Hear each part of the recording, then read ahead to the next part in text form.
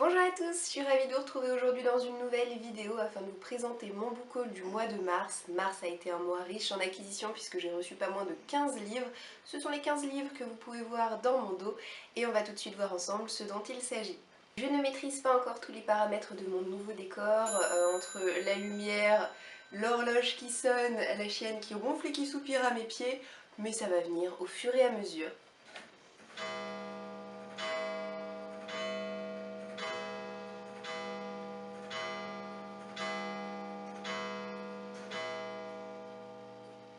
Comme ça, vous savez qu'il est 9 h au moment où je tourne cette vidéo. De la part des éditions Hugo Roman, j'ai reçu pas moins de 4 livres au mois de mars, qui est vraiment énorme. À commencer par le tome 3,5 de la trilogie Sexy Lawyers, écrit par Emma Chase. Je pense que vous avez compris, Sexy Lawyers, c'est une trilogie que j'adore. Même si le troisième tome a été légèrement en dessous des autres à mon goût, j'ai dévoré ce tome 3,5. Je vous en reparlerai très vite lors d'un prochain update lecture. Pour ceux qui seraient passés à côté du phénomène Sexy Lawyers, c'est tout simplement une bande d'avocats et d'amis qui officient à Washington et on va les suivre les uns après les autres avec leur petite romance associée à chacun d'entre eux. Noisette, est-ce que t'es obligée de ronfler si fort quand je tourne une vidéo? Je crois que oui.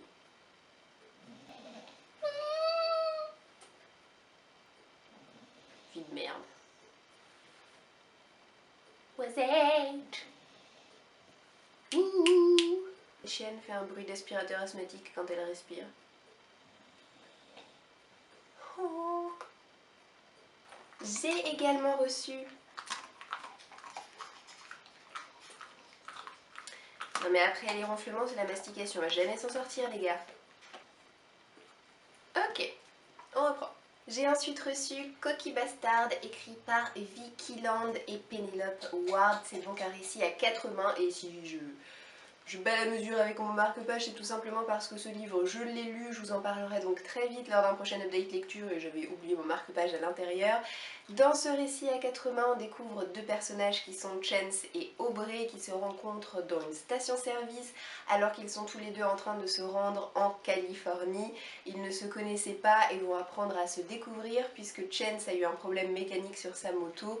Du coup, Aubrey va lui proposer du covoiturage étant donné qu'ils se rendent tous les deux dans la même direction et ça va être le début d'un road trip assez drôle et assez sexy également. J'ai beaucoup aimé cette histoire et je suis vraiment impatiente de pouvoir vous en reparler. J'ai également reçu un livre qui me tente énormément et qui sera ma prochaine lecture, c'est Dans un silence, écrit par Abby Glines. J'ai eu l'occasion de vous parler de ce livre lors d'une vidéo sélection de sortie livresque récemment et je suis tellement heureuse d'avoir pu le recevoir. Dans cette histoire, on fait la connaissance de Maggie qui a été traumatisée par un événement de son passé, c'est-à-dire qu'elle a vu son père assassiner sa mère. Ça l'a tellement choquée, tellement perturbée psychologiquement qu'elle en a perdu la parole, elle est devenue muette et 2 ans plus tard elle va intégrer un nouveau lycée dans lequel elle va faire la connaissance de West qui est un petit peu le footballeur vedette qui va l'apprivoiser petit à petit et puis Maggie va se rendre compte qu'elle n'est pas la seule à souffrir, que West, bien qu'il ait l'air d'avoir une vie parfaite et idéale, a lui aussi des choses à cacher. Le dernier livre que j'ai reçu de la part des éditions Hugo Roman et vraiment pas des moindres, c'est Fire, écrit par Brittany Cherry. C'est le tome 2 de sa série Elements et dans cette série-là, j'avais d'ailleurs eu un beau coup de cœur, mon tout premier coup de cœur de l'année pour The Air He Breathes. Du coup, je ne sais pas trop de quoi parle ce livre.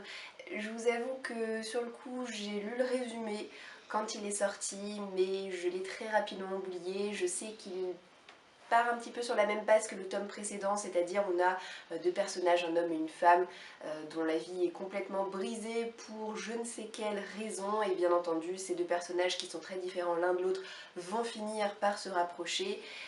Mais vraiment, je n'en sais pas plus, je ne veux pas en savoir plus, je veux plonger comme j'ai réussi à plonger dans The Air He Breathes et j'espère l'apprécier tout autant si ce n'est plus. J'ai reçu un livre très court de la part des éditions Casterman, il s'agit de Envole-moi écrit par Anne-Lise Heurtier. Dans cette histoire, on va faire la connaissance de Swan et Johanna qui vont tomber amoureux l'un de l'autre lors d'un vide-grenier.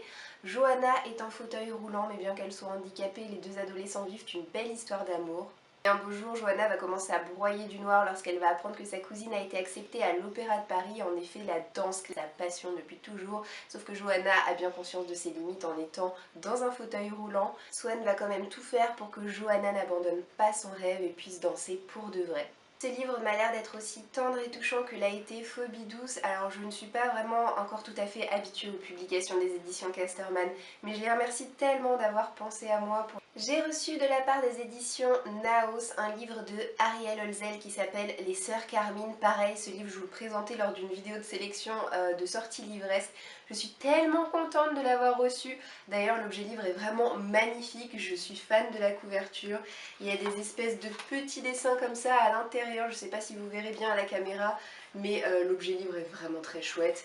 Attendez, je vais vous montrer, voilà, une double page comme ceci.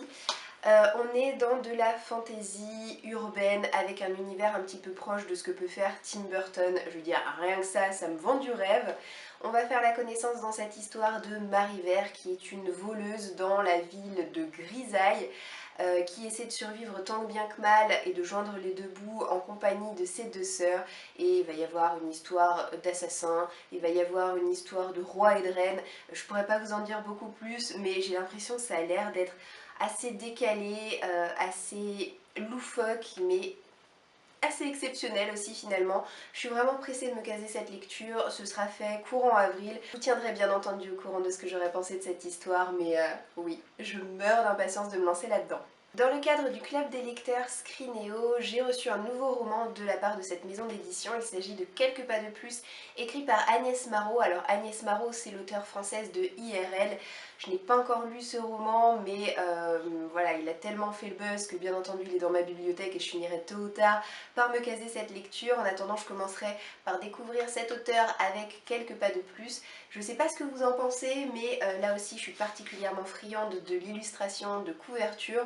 Je trouve que de manière générale, j'ai reçu vraiment des romans sublimes au mois de mars, donc je suis vraiment ravie, des romans très colorés comme vous allez pouvoir finir par le voir derrière moi au fur et à mesure qu'avance cette vidéo. Dans cette nouvelle histoire, on va faire la connaissance de Sora, qui est une jeune fille qui est handicapée, qui doit passer sa vie avec des béquilles. Pour autant, elle garde quand même une certaine joie de vivre, au contraire de sa sœur aînée qui s'appelle Kay et qui a l'air d'être rongée par un mal mystérieux. Elle vit une véritable descente aux enfers. Du coup, Sora va décider d'enfiler un petit peu une cape de super-héroïne avec comme mission sauver sa sœur.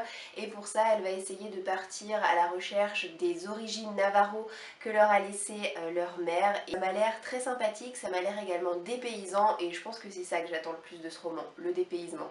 De la part de la maison d'édition Lumen, au mois de mars, j'ai reçu 2 romans. Le premier, c'est celui-ci avec une couverture mignonne à souhait. Il s'agit de Tuto numéro 1, écrit par Brianna Schroom. Alors là aussi, ce livre nous a été présenté au mois de décembre lorsque les attachés de presse de la maison d'édition Lumen nous ont proposé d'aller dans leurs locaux pour nous présenter tout simplement les sorties de cette première partie de l'année 2017. J'avais flashé déjà sur cette couverture et j'avais très envie de lire un petit contemporain comme ça, drôle et léger à souhait, donc je me languis de commencer cette lecture. Ce sera fait d'ici 1 à 2 semaines.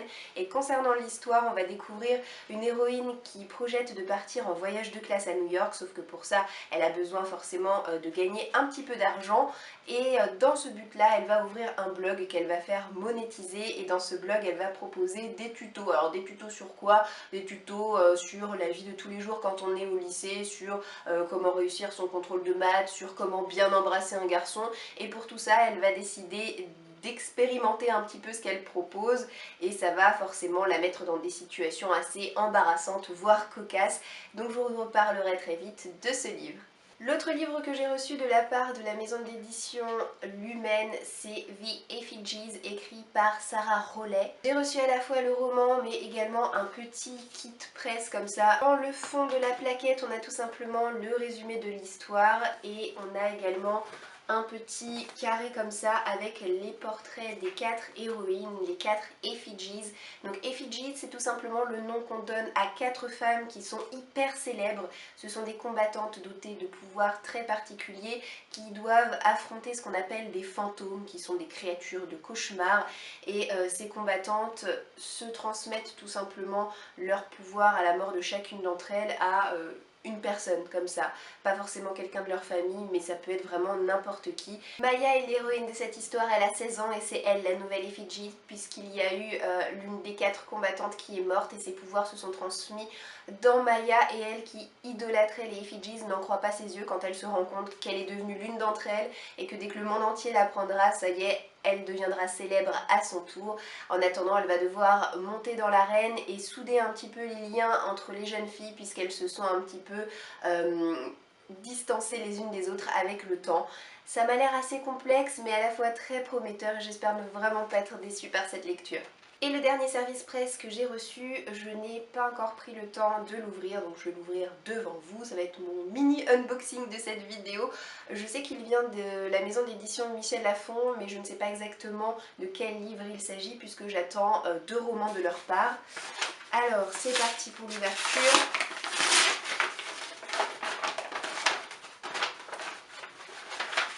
Tadam!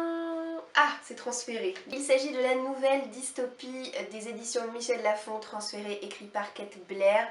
Dans ce récit, je crois me souvenir que la maladie n'existe plus vraiment puisqu'on a réussi à faire en sorte que les gens qui sont malades, on leur extrait la maladie et on la transfère dans le corps des criminels qui sont en prison. Voilà. Alors en mars, j'ai revu ma copine Béa, ça faisait plusieurs mois qu'on s'était pas vu parce que maintenant on habite un petit peu loin, elle et moi. Mais elle est montée sur Paris, donc forcément on a réussi à se croiser. Elle m'a d'ailleurs offert un manga comme elle a l'habitude de faire. Il s'agit du 12e et dernier tome d'une série de mangas qu'elle m'a fait découvrir et adorer. Il s'agit de Daytime Shooting Star. J'ai pu venir à bout de cette série et j'ai été vraiment conquise par la fin. Je passe maintenant à mes propres acquisitions du mois de mars. J'ai acheté moins de livres que d'habitude, mais j'en ai quand même acheté 4. Le premier, c'est le tome 3 de la trilogie Red Rising écrit par Pierce Brown. J'ai simplement lu le premier tome que vous m'aviez choisi pour inclure ma pile à lire hivernale. Je l'ai tellement apprécié que de toute manière j'avais déjà le tome 2 dans ma palle, mais j'ai souhaité m'acheter le tome 3. Au moins je me suis dit voilà, le moment venu, j'aurai les 2 autres en ma possession et ce sera cool. Pour vous rappeler un petit peu cette histoire, on est dans de la science-fiction. On découvre Darrow qui est un rouge. Alors il fait partie de la caste la plus basse de la société. L'injustice est clairement de mise et un beau jour il va lui arriver quelque chose d'assez horrible, d'assez dur à encaisser, à tel point qu'il va décider de faire partie de la rébellion et d'intégrer le clan des Ors, donc qui correspondent à l'élite de la société. De l'intérieur, il va se transformer en or pour faire tomber tout le système. C'est un récit que j'ai trouvé complexe, passionnant, sombre et violent, mais tellement addictif. Du coup voilà, je me suis acheté le 3e tome. Je me suis également acheté Passenger aux éditions Milan. C'est un livre écrit par Alexandra Bracken. Je vous passe cette sublime couverture, hein, je pense qu'on est d'accord. C'est un récit qui parle de voyage dans le temps. C'est quelque chose que je lis peu, mais je suis particulièrement intéressée par ces récits de voyage dans le temps. On va découvrir Etta qui a 17 ans, qui vit à New York et qui va un beau jour se retrouver propulsée hop comme ça sur un négrier en plein océan Atlantique et surtout en plein 18e siècle. Ça va signer le début d'une quête incroyable et surtout d'une histoire d'amour. J'ai quand même un petit peu peur de la romance. Maintenant je me ferai ma propre opinion par moi-même. Encore une jolie couverture, décidément je pense que c'est le mot d'ordre de ce book haul au mois de mars. Il s'agit de Un palais d'épines et de roses, c'est écrit par Sarah Gimas et édité aux éditions La Martinière Jeunesse. Fer est une humaine qui a tué un faé, elle va donc être emmenée de force dans le royaume des immortels et être emprisonnée dans un palais, sauf qu'elle ne va pas être une prisonnière lambda puisqu'elle va vraiment être traitée comme une princesse, donc ça va plutôt être le paradis plutôt que le bagne. Hein. Elle ne comprend d'ailleurs pas pourquoi est-ce qu'on la traite avec autant d'égards. Il s'agit d'une réécriture d'un conte, il me semble que c'est celui de La Belle et la Bête, et si c'est le cas, je suis vraiment la première à être heureuse parce que ça reste quand même mon dessin animé classique de Walt Disney préféré, je tiens à le signaler. Du coup je me languis vraiment de pouvoir me lancer dans cette histoire, mais je sais que ce ne sera pas demain la veille parce que j'ai très envie de commencer par la série Kéléana de la même auteure. Et le dernier livre acheté ce mois-ci, c'est un livre en anglais, puisque comme vous le savez, je me suis fixé comme objectif cette année de m'acheter un livre en anglais tous les mois. J'ai jeté mon dévolu sur Heartless, écrit par Marissa Meyer. J'aurais pu le prendre de plein de couvertures différentes, mais c'est vraiment celle-ci qui a ma préférence, donc je me le suis procurée dans cette version-là. Je sais pas ce que vous en pensez, mais moi, oh, je suis trop fan de cette illustration. Le dernier livre acheté ce mois-ci, c'est un livre en anglais puisque comme vous le savez peut-être, cette année j'ai décidé de m'acheter un livre en anglais tous les mois. En mars, j'ai jeté mon dévolu sur Heartless, écrit par Marissa Meyer, et je l'ai pris dans cette version puisqu'il y a, je crois, 2 ou 3 types de couverture disponibles par rapport à cette histoire, et c'est vraiment celle-ci qui a eu ma préférence. Je ne sais pas ce que vous en pensez, mais personnellement je suis fan de l'objet livre. Voilà pour la couverture. En ce qui concerne l'histoire, ce n'est pas une réécriture de Alice au Pays des Merveilles. L'histoire se passe avant celle d'Alice.